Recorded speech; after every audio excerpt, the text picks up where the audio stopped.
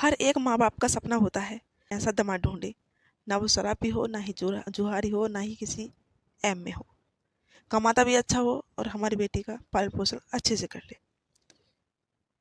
और ना जाने इस दुनिया में ऐसी कितनी बहन बेटियां हैं जो कभी ना तो पापा ने पीटी हैं, ना भैया ने पीटी हैं, और माँ तो कभी पीटती नहीं है बेटियों को। और ससुराल में आज वो इतना दुख उठा रही हैं, इतना पिटती हैं, फिर भी कभी माँ के आके नहीं बताती हैं। न जाने कितनी बहन बेटियां ऐसी भी हैं जो हर रोज़ पिटने के बाद में उनका हस्बैंड हर रोज़ दारू पी के आते हैं, पर कभी फ़ोन पे अपने मम्मी पापा से ये नहीं बताती कि हम इतने परेशान हैं, क्योंकि उनके मम्मी पापा उनकी बात सुन के और भी ज़्यादा परेशान हो जाएंगे। बहुत बहन बेटियां हैं, मेरे आस पड़ोस में भी दो चार ऐसी हैं जो बेचारी डेली पिटती हैं, पर कभी अपने मम्मी पापा को नहीं बताया कि हमारी पिटाई हुई है, या हमको कोई टॉर्चर करता है, हमको ये मारता है, ताकि अपने घर की बदनामी होगी। पर इन मर्दों को नहीं दिखाई देता। यही एक घटना लेके आई हूँ मैं। इस लड़की का नाम होता है विनीता और इसके पति का नाम होता है प्रमोद। ये 3 बहनें होती हैं। सबसे छोटी बहन थी जिसकी शादी करी थी एक पड़ोसी गांव में। दोस्तों, यह है उत्तर प्रदेश के जालौन जालौन की कहानी। और यहाँ पे एक बेटी की शादी हो जाती है। अब उसके पापा अच्छे घर में शादी करते हैं, देख के कि लड़का कमाता भी है, जमाता भी है और अच्छा परिवार भी है। पर कब वो परिवार एक क्राइम में बदल जाएगा कुछ पता नहीं होता है। यहाँ जो ये लड़की है विनीता, इस ये किसी भी ना तो अहमियत थी ना कुछ था, इतनी अच्छी स्वभाव की लड़की थी, पर इसके साथ क्या हो जाएगा इसने भी कभी नहीं सोचा था। जिस लड़के से प्रमोद कुमार नाम के लड़के से जब इसकी शादी होती है, शादी को 5 साल हो गए हैं दोस्तों, और 5 साल होने के बाद में इसके पास 3 लड़कियां भी हैं। लड़कियां हुई थी, सास टॉर्चर करती थी कि तेरे पास लड़की है, लड़का नहीं है। पति टॉर्चर करता था। पहली बार तो वो कमाता नहीं था बिल्कुल भी। ये बोलती थी कि बच्चों के खर्चे के लिए मैं सासू माँ से पैसे मांगती हूँ कि मम्मी पैसे दे दो। एक बार वो देती हैं, 2 बार वो टाल जाती हैं, तो तुम कुछ कमा लिया करो, खर्चा अच्छे से निकल जाया करेगा। पर ये प्रमोद नाम के लड़के पे कोई असर नहीं पड़ता है और ना ही ये कमाने जाता है। और ये इसकी विनीता की बात बिल्कुल सुनता ही नहीं है।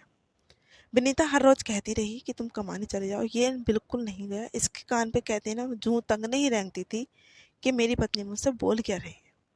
इस बीच में इन दोनों में थोड़ा सा झगड़ा होता है, और झगड़ा होने के बाद में ये दारू पी के आता है और विनीता को पिटाई लगा देता है। जब विनीता की पिटाई करता है तो विनीता की पिटाई ये कुछ ज़्यादा कर देता है। विनीता वहाँ से गुस्से में तीनों बेटियों को ससुराल में छोड़ के और मायके आ जाती है। मायके में विनीता 3 महीने रहती है। 3 महीने रहने के बाद में जब ये प्रमोद कुमार इसे बुलाने जाता है, तो विनीता की मम्मी प्रमोद से मना कर देती है कि मैं अपनी बेटी को नहीं भेजूंगी जब तक तुम कमाना शुरू नहीं करोगे। अब ये अपना उल्टा सा मुंह लेता है और घर को चलाता है। ये आके बताता है। ससुराल पक्ष वालों को बदनामी से बहुत डर था, क्योंकि अड़ोसी पड़ोसी सब बोलते थे कि ये बहू पीट पाट के भगा दी है और बच्चियां आई हैं और बहू भी लौट के नहीं आई, क्योंकि ये बुलाने नहीं जा रही। अब ससुराल पक्ष वालों को बदनामी बहुत थी, तो इसलिए इन्होंने, मतलब जो लड़की का ससुर था, वो अपने संधे के पास जाता है। और जब बड़े बुजुर्ग एक साथ बैठ जाते हैं तो बात अच्छी लगने लगती है और बात माननी भी पड़ती है। तो यहाँ लड़की के पापा और लड़के के पापा जब एक साथ बैठते हैं, इन दोनों में बातें होती हैं, तो बच्चों के भविष्य के बारे में 2-4 बातें जब होती हैं, तो जो विनीता है उसके पापा विनीता को ससुराल भेज देते हैं ससुर के साथ कि तू चली जा, और ये इन्होंने बोला है अब ऐसी गलती दामाद नहीं करेंगे। अब विनीता आती है, 1 दिन रहती है, 2 दिन रहती है, तीसरे दिन फिर वही बात हो जाती है कि ये प्रमोद कुमार दारू पी के आता है और विनीता को पिटाई करनी शुरू कर देता है, उल्टी सीधी बात करता है। और जब भी विनीता इसे कमाने को बोलती है, ये कमाता धमाता नहीं है। जब घर वाले ज़्यादा परेशान हो गए इनकी लड़ाई देखते देखते, घर वालों ने इनको न्यारा कर दिया। और एक 100-200 मीटर की दूरी पे एक मकान बना हुआ था इन्हीं का, तो उसमें उनको न्यारा करके उसी मकान में भेज देती है। उसमें 2 किराएदार भी रहते हैं और यहाँ प्रमोद और विनीता भी रहते थे। अब प्रमोद कुमार वहाँ पे भी कमाता नहीं था। जो भी किराएदार का पैसा आता था वो विनीता अपने खर्चे में कर ले लेती थी। बच्चों का फिर भी फुल खर्चा नहीं हो पाता था उन पैसों में, किराए में, और खाने का तो हल्का फुल्का खर्चा चल जाता था। विनीता फिर बोलने लगी इससे कि तुम कमाने क्यों नहीं जाते, तुम कुछ कमा लो, 3 बेटियां हैं, इनका खर्चा कैसे चलेगा। एक दिन रात को ये दारू पी के बहुत आता है। दारू पी के आता है, दारू पी के विनीता की साड़ी से ही गला घोटता है और उसी कमरे में गड्ढा खोदता है। अब विनीता को वहीं दबा देता है। सुबह को मिस्त्री बुलाता है और वहाँ पे फर्श करा देता है। अब ये वहाँ से तीनों बेटियों को दादी के पास छोड़ता है और दादी के पास छोड़ के आप चला जाता है दिल्ली। पता चलती है कि वो तो दिल्ली कमा रहा है, बहू को लेकर चला गया। पूरे गांव में, ससुराल में विनीता की यही चर्चा हो जाती है कि विनीता को लेके विनीता का जो दूल्हा है वो अब कमाने चला गया, इनकी ज़िंदगी तो अच्छे से कट जाएगी। अब कोई नहीं, ये दोनों कमाने चले जाते हैं। अब वहाँ जब लड़की के पक्ष वाले फ़ोन करते हैं कि हमारी विनिका से बात करवा दो, तो ये कभी बोलता है कि मैं ड्यूटी पे हूँ, कभी बोलता है मैं घर से बाहर हूँ, तो कभी बोलता है मैं बाज़ार आया हूँ। ये हर रोज़ यही ड्रामा रचाता था, हर रोज़ यही बहाना बनाता था कि आज मैं वहाँ गया हूँ, आज मैं वहाँ गया हूँ। इसने विनिका घर को कि 1.5 साल तक बात नहीं करवाई। 1.5 साल कुछ मायने रखता है? यहाँ मैं भी अफ़सोस कर रही हूँ कि घर वालों ने 1.5 साल तक विनिका को पूछते रहे, बात करने की कोशिश नहीं की। अब बात करने की कोशिश करी तो इनने हर रोज़ कितना बहाना बनाया होगा। अब हर रोज़ हर तीसरे चौथे दिन इसके मम्मी पापा विनिका के फ़ोन करते रहे और बोलते रहे कि हमारी विनिका से बात करा दो। कभी ये मार्केट, कभी घर से बाहर, कभी रोड पे, कभी कंपनी में, कभी कंपनी के गेट पे, कभी कंपनी के अंदर। इनने 100 बहाने बनाए, बट विनिका घर वालों से बात नहीं करे। करवाता कहाँ से जब थी नहीं तो वो।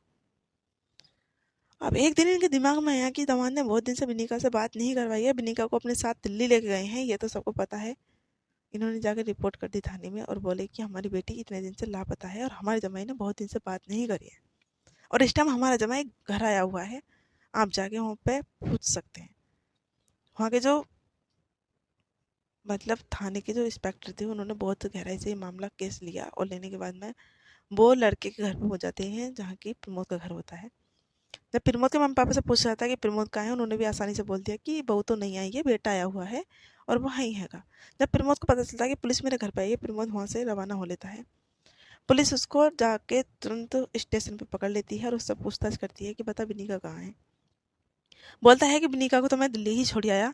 तो बोले विनिका से एक बार हमारी बात करवा दे। बोले विनिका से बात नहीं होने की, उसके पास फ़ोन नहीं है। जब वो ये बोलता है तो वो बोलते हैं कि आस पड़ोसी वाला कोई तो होगा, तो तेरा यार दोस्त कोई तो होगा, उससे बोल दे कि विनिका से बात करा दे तेरे रूम पे जाके।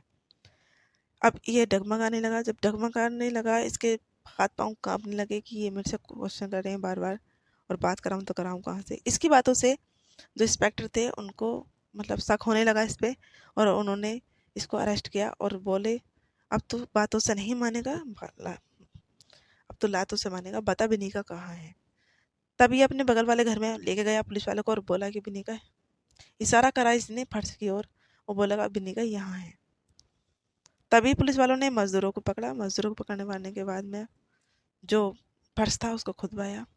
खुदवाने के बाद में देखा कि विनिका की बॉडी तो बिल्कुल थी नहीं, मतलब कंकाल निकला था। वहाँ से बॉडी को निकलवाया और उससे पूछा गया कि तूने इसको क्यों मारा है। पूरे गांव में पहले तो घर वालों को पता चला, उसके जो प्रमोद कुमार था उसके मम्मी पापा को भी नहीं पता था कि हमारे लोंडे की बहू कहाँ है। उन्हें भी यही पता था कि वो इसके साथ बाहर है, दिल्ली में कमाने गए हैं, दोनों जने अच्छे से खा रहे हैं, कमा रहे हैं। उनको भी इस बंदे ने जासूस नहीं होने दिया। 1.5 साल बेटी को मरे हुए हो गया दबे हुए घर में, बहू को और बेटी को।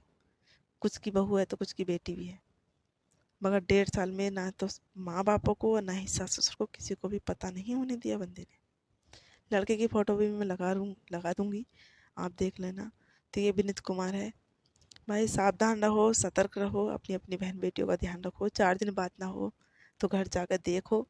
इतने ढील से काम मत करो, इस दुनिया में दरिंदे बैठे हुए हैं, दरिंदे। ये कभी भी अपनी बहन बेटियों को आपकी नोच के खा लेंगे, आपको पता भी नहीं चलेगा। मेरा बस कहानी सुनाने का इतना से ही महत्व था कि अपने अपने घर बहन बेटियों का ध्यान रखो। मेरे को नींद आ रही है। मैं नाइट में वीडियो बना रही हूँ, 11 बजे हुए। जय हिंद, जय भारत।